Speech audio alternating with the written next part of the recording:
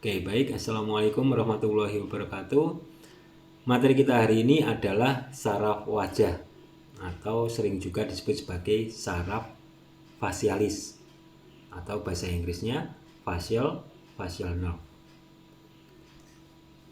Oke, kita mulai. Nah, ini untuk pendahuluan. Saraf wajah atau saraf fasialis ini merupakan saraf kranial yang ketujuh. Saraf wajah atau saraf fasialis ini merupakan salah satu saraf kranial, yakni saraf kranial yang ketujuh. Selanjutnya, saraf wajah terdiri dari 3 macam serabut saraf. Nah, ternyata di dalam saraf wajah, di dalam saraf fasialis ini terdapat 3 macam serabut saraf. Serabut saraf apa saja itu? Ada serabut saraf motorik, serabut saraf sensoris, dan serabut saraf parasimpatis. Perlu diperhatikan, serabut saraf sensoris pada saraf ketujuh ini ada 2. Ada serabut saraf sensoris spesial visceral dan ada serabut saraf sensoris general somatik. Serabut saraf sensoris spesial visceral ini akan menginervasi 2/3 anterior lidah untuk merasakan rasa manis khususnya. Sedangkan saraf sensoris general somatik ini akan menginervasi telinga bagian luar untuk merasakan sentuhan, tekanan, rasa nyeri. Dan ada 2 saraf parasimpatis. Sehingga total jumlah serabut saraf pada saraf ketujuh ini, pada saraf kranial ketujuh ini, jumlah total serabut saraf pada saraf fasialis ini ada 5 serabut saraf. Ada 5 serabut saraf. 1 serabut saraf motorik, 2 serabut saraf sensoris, dan 2 serabut saraf parasimpatis.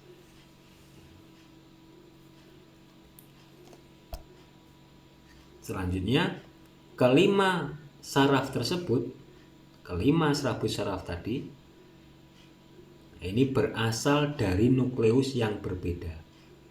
Berasal dari nukleus yang berbeda. Pertama, ada nukleus motorik. Nah, ini nukleus motorik diilustrasikan dengan warna hijau. Nukleus motorik. Dari nukleus motorik ini nanti ada serabut saraf tepi motoris. Terjulur serabut saraf tepi motoris menuju atau menginervasi otot-otot wajah. Kemudian ada nukleus trigeminal. Nah, ini nukleus trigeminal diilustrasikan dengan warna biru. Dari nukleus trigeminal ini akan ada serabut saraf sensoris.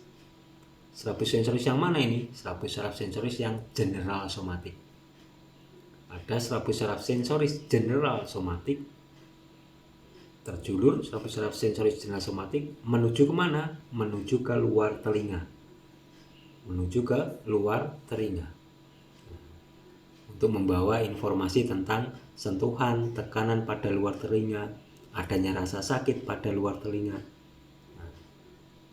Selain itu, nukleus trigeminal ini selain dia menginervasi sensoris telinga bagian luar, juga menginervasi mempunyai hubungan dengan refleks lakrimasi. Mempunyai hubungan dengan refleks lakrimasi. Contohnya seperti apa, Pak? Contohnya ketika mata kita merasa tidak nyaman, terasa sakit atau pedas, maka secara refleks mata kita akan mengeluarkan air mata. Disebut sebagai refleks lakrimasi. Ketika ada input sensasi tidak nyaman, sensasi nyeri, tidak nyaman, informasinya dibawa oleh serabut saraf yang menuju ke nukleus trigeminal ini. Nah, kemudian terjadi refleks dari lakrimal untuk mengeluarkan air mata. Nah, sehingga serabut saraf sensoris dari nukleus trigeminal ini tidak hanya menuju ke telinga bagian luar, tetapi juga menuju ke mata sebagai refleks lakrimasi. Ketika kita merasakan tidak nyaman dengan mata kita sakit atau terasa panas, terasa pedas, maka refleks mata akan mengeluarkan air mata. Selanjutnya nukleus soliteri. Nah, ini nukleus soliteri diilustrasikan dengan warna merah. Nukleus soliteri ini, dari nukleus soliteri dia akan terjulur serabut saraf sensoris spesial visceral yang menginervasi 2/3 anterior lidah. Menginervasi 2/3 anterior lidah, khususnya dalam merasakan rasa manis. Selanjutnya nukleus lakrimatori. Nah, ini nukleus lakrimatori. Dari nukleus lakrimatori akan terjulur serabut saraf parasimpatis menuju ke kelenjar lakrimal. Kelenjar lakrimal ini nanti akan mengeluarkan air mata. Kemudian yang terakhir nukleus superior salivatori. Nukleus superior salivatori, dari nukleus superior salivatori ada serabut saraf yang terjulur. Ini serabut saraf parasimpatis yang menuju ke kelenjar sublingual dan kelenjar submandibular yang fungsinya mengeluarkan cairan pada mulut, mengeluarkan air liur. Sehingga saraf fasialis, saraf wajah, saraf kranial yang ketujuh ini berisi 3 macam serabut saraf. Ada serabut saraf motorik, ada serabut saraf sensoris, dan ada serabut saraf parasimpatis. Total keseluruhan dari serabut saraf pada saraf wajah atau saraf fasialis ini ada 5 serabut saraf. 1 serabut saraf motorik, 2 serabut saraf sensoris, dan 2 serabut saraf parasimpatis. Kelima serabut saraf ini dia berasal dari nukleus yang berbeda-beda. Nukleus ini letaknya di mana? Nah, ini terletak di brainstem, terletak di batang otak.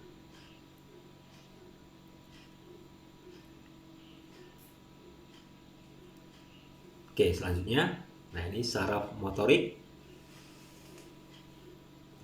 Dikatakan di sini somatotopik korteks motorik wajah berada di presentral gyrus atau presentral sulcus. Kalau kita lihat di sini, ini ada gambaran otak, ilustrasi dari gambaran otak besar ini ya. Nah, pada gambaran ilustrasi otak besar ini seakan-akan ada garis yang memisahkan atau yang membelah atau yang membagi otak bagian depan dan otak bagian belakang. Garis yang membagi seakan-akan membagi otak bagian depan dan belakang ini disebut sebagai sulcus centralis.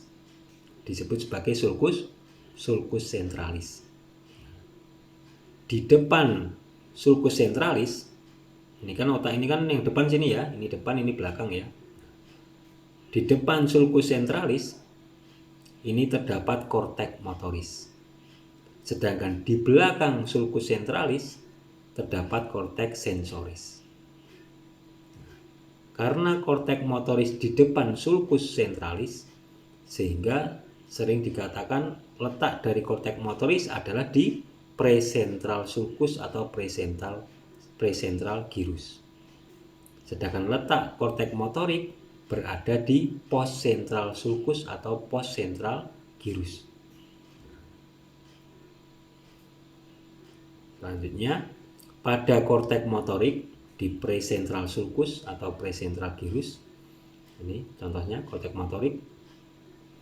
Pada korteks motorik ini terdapat area-area tertentu yang mengontrol gerakan-gerakan anggota tubuh. Nah, ini misal korteks yang mengontrol gerakan pada kaki, tungkai bawah, kemudian yang mengontrol hip, trunk, yang mengontrol tangan, area korteks wajah yang mengontrol wajah, area korteks motorik yang mengontrol wajah.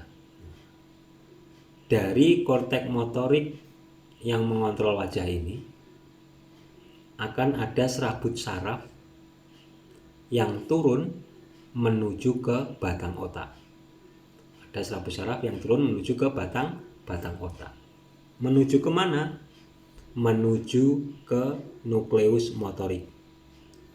Menuju ke nukleus motorik. Nah, ini digambarkan nukleus motoriknya seperti ini. Nah, dari korteks yang mengatur gerakan wajah, ini ada serabut saraf yang turun menuju ke batang otak, yakni menuju ke nukleus motorik. Nah, kalau di sini gambarkan yang warna hijau ini ya. Nah,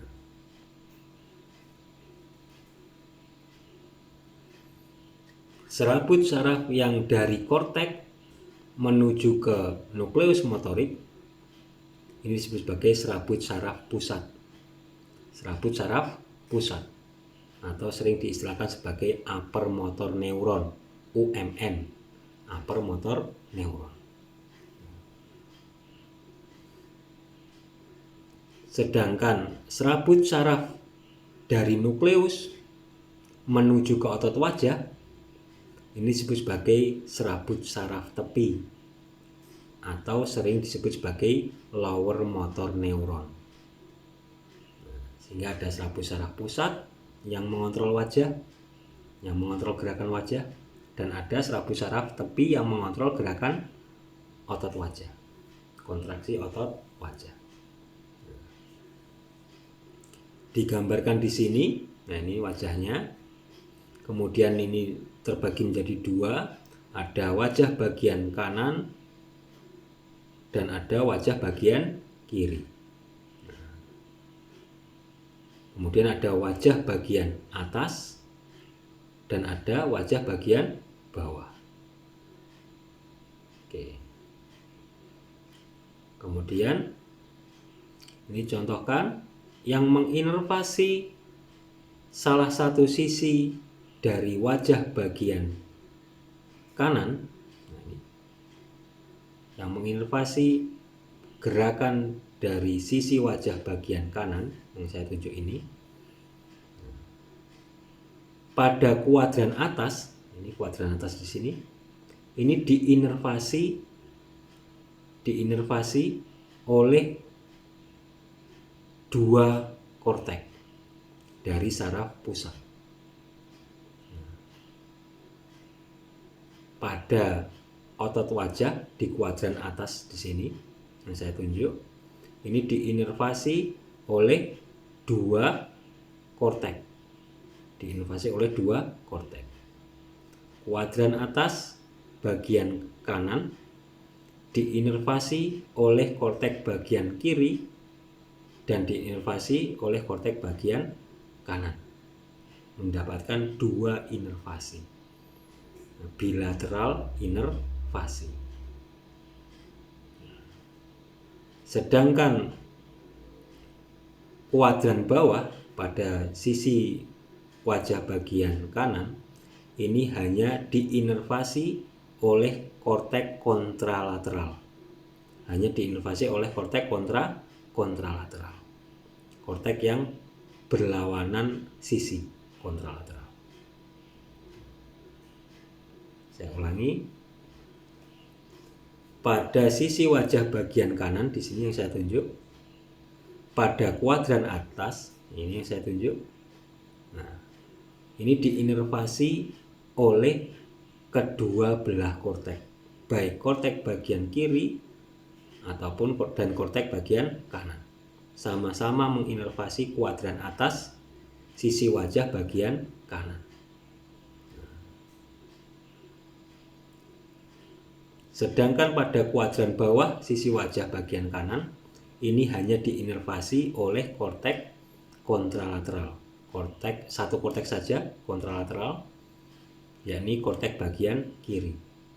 Korteks bagian kiri menginervasi otot wajah kuadran bawah bagian kanan.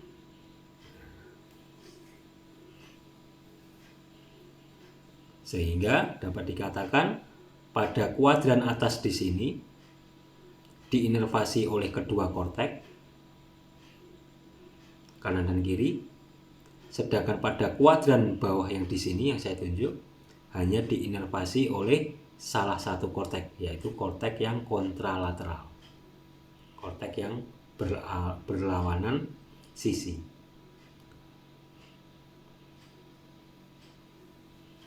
Oke, kemudian facial palsy atau supranuclear lesion dan Bell palsy infranuclear lesion berbeda tanda gejala yang ditampilkan. Nah, ternyata pada gangguan kelumpuhan otot wajah ini bisa disebabkan karena adanya kerusakan pada saraf pusatnya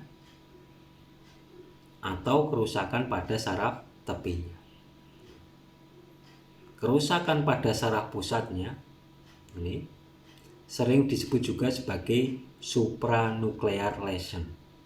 Supranuclear lesion. Nuklear itu apa? Nukleus. Supra itu apa? Di atas. Kerusakannya di atas nukleus. Diistilahkan sebagai supranuclear lesion atau upper motor neuron lesion. Biasanya ditemukan pada kondisi-kondisi facial palsy, pada stroke. Kemudian kerusakan pada saraf tepi sering juga disebut sebagai infranuclear lesion. Nuklear tadi apa? Nukleus, infra di bawah. Ada kerusakan di bawah nukleus, infranuclear lesion. Kerusakan pada saraf tepi sering juga disebut sebagai lower motor neuron lesion. Biasanya ini sering jumpai pada kondisi-kondisi kasus Bell palsy. Kerusakan pada saraf pusat dan kerusakan pada saraf tepi ini menampilkan tanda gejala yang berbeda. Nanti akan dibahas pada slide selanjutnya. Kemudian fungsi utama nukleus motorik. Fungsi utama dari nukleus motorik ini adalah mengkontraksikan otot wajah. Mengkontraksikan otot wajah. Nanti otot wajah ini bisa dikontraksikan secara volunter dan secara involunter. Otot wajah ini bisa dikontraksikan secara disadari atau diperintah volunter, dan otot wajah ini bisa kontraksi secara tidak disadari atau tidak diperintah.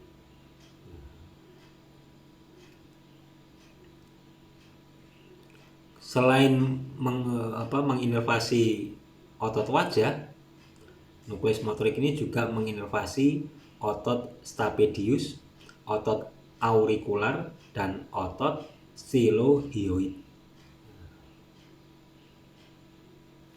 Selanjutnya, ekspresi wajah sebenarnya melewati traktus yang berbeda, dipengaruhi oleh sistem limbik dan ekstrapiramidal.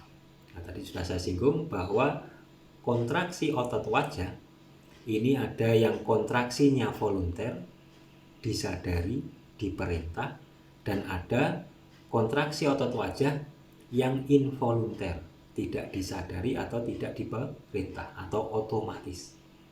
Contohnya ekspresi wajah itu ada ekspresi wajah yang apa ya? Yang otomatis, ada ekspresi wajah yang dibuat-buat. Nah, gampangannya seperti itu. Jadi otot wajah ini bisa kontraksi secara disadari, diperintah atau volunter. Contohnya apa? Ekspresi wajah yang dibuat-buat. Nah, misal seperti itu. Dan ada kontraksi otot wajah yang involunter. Kontraksi otot wajah yang tidak disadari, tidak diperintah alias otomatis. Contohnya apa? ekspresi wajah yang natural, yang tidak dibuat-buat. Nah, sehingga ekspresi wajah, kontraksi otot wajah ini bisa melewati kontraksi volunter dan kontraksi involunter. Ketika melewati kontraksi volunter, maka gerakannya disadari, diperintah. Sedangkan ketika kontraksinya involunter, maka gerakan atau kontraksi otot wajahnya tidak diperintah, terjadi secara otomatis. Nah, kontraksi otot wajah yang involunter ini dipengaruhi oleh sistem limbik dan ekstrapiramidal. Nah, tractus ekstrapiramidal. Nanti kita akan bahas di slide selanjutnya.